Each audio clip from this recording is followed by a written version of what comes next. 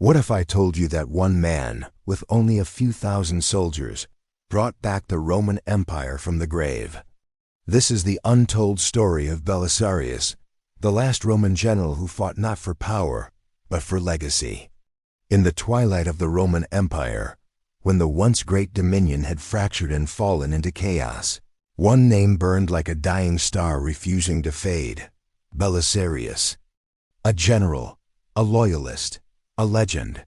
At a time when emperors grew weak, enemies grew bold, and the world believed Rome was finished, one man dared to fight back. With a fraction of the forces of Julius Caesar or Trajan, Belisarius set out to do the impossible: reclaim the lost glory of Rome. Ambitious, cunning, and obsessed with Roman tradition, Justinian dreamed of restoring the old empire, reclaiming its lost provinces, reviving its culture, and asserting his rule from east to west. But in the east, in Constantinople, the Byzantine Empire, the Eastern Roman Empire, still held on. The Western Roman Empire had collapsed decades earlier, overrun by barbarians, torn apart by corruption, and lost to history. And in 527 CE, a new emperor took the throne, Justinian I. But dreams need weapons, and Justinian had one: Flavius Belisarius. Belisarius was sent to the border, and in 530 CE, won a stunning victory at the Battle of Dara.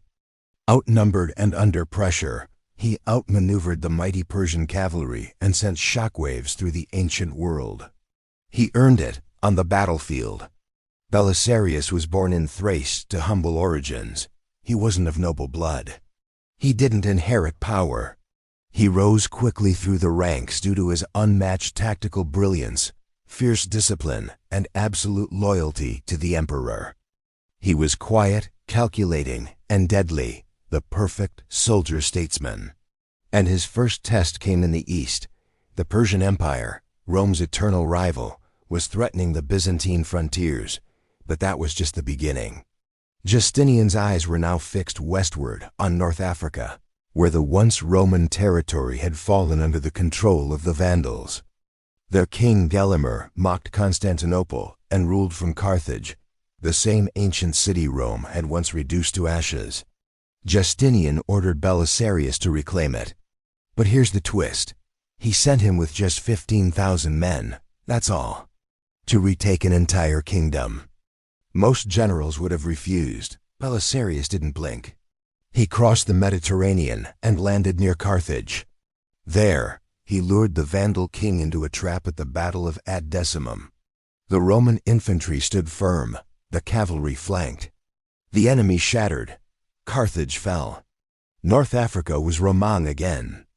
It was a staggering achievement, not just militarily, but politically.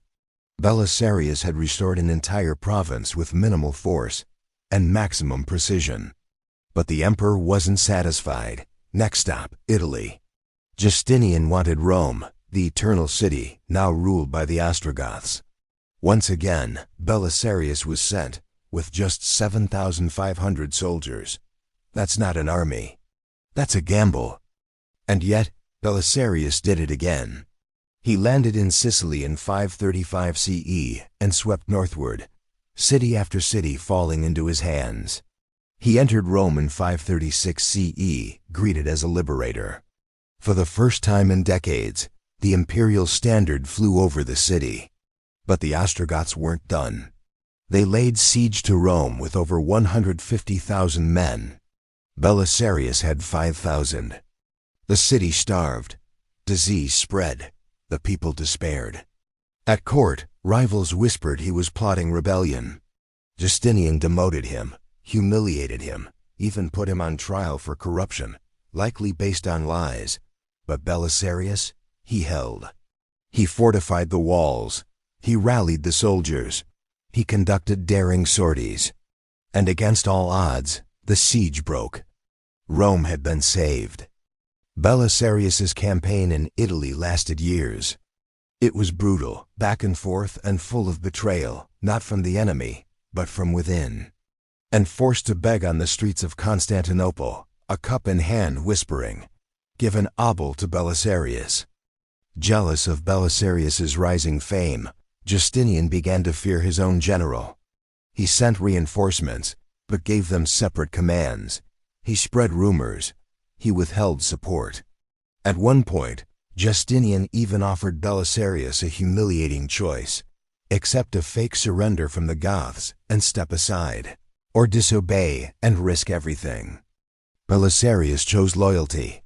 He played along, then, in secret, took the Gothic king prisoner and delivered him to Constantinople. The emperor was furious and impressed. But the final insult came later. He proved that courage, discipline, and genius could still rise from the ashes of a fading empire.